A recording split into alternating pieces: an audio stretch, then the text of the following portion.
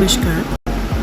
हृदय या दिल की बात करें तो दिल मन में रहता है, उसके भीतर अंतर मन रहता है। जो मन के चक्कर में ही सदैव रहता है वह दुखी रहता है। सांसारिक जीवन के कर्तव्य, उत्तरदायित्व व उद्देश्य की पूर्ति के लिए उलझा रहता है, परंतु इसके भीतर अंतर मन होता है। उस तक पहुँच जाने पर सारे दुखों का नाश हो जाता है। सही मायने में यही भगवान है।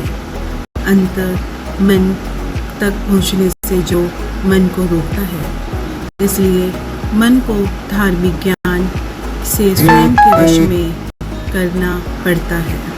स्वयं अर्थात मस्तिष्क जितना है वही जगाते समय खुद है। अंतर मन में पहुँच जाना मुक्ति है, मोक्ष है। देश, दुनिया, परिवार, समाज के दुख सुख से कोई फर्क नहीं पड़ता, स्वयं की दुख से भी कोई फर्क नहीं पड़ता।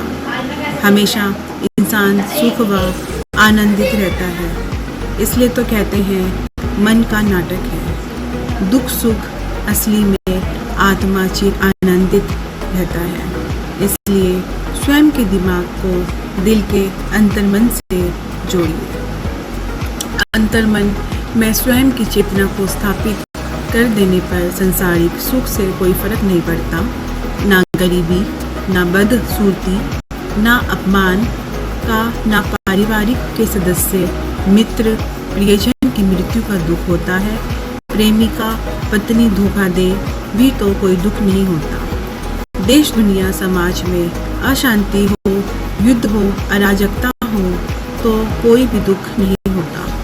वही अमीरी, प्रसिद्धि, ज्ञानी, सौंदर्य युक्त होने पर भी अहंकार नहीं होता। पत्नी परिवार अच्छे हो, सुखी होते भी उनके सुख व अच्छाई से कोई महत्व नहीं होता। यही स्थिति है कि परमानंद को प्राप्त करने के लिए अर्थात परमात्मा को प्राप्त करने के लिए मन के बारे में जानिए।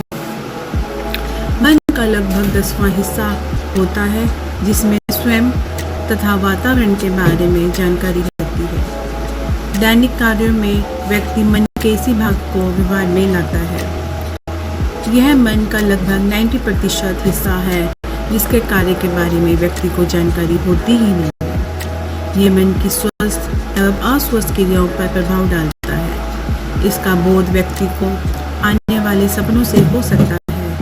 इसमें व्यक्ति की मूल प्रवृत्ति से जुड़ा हो सकता है।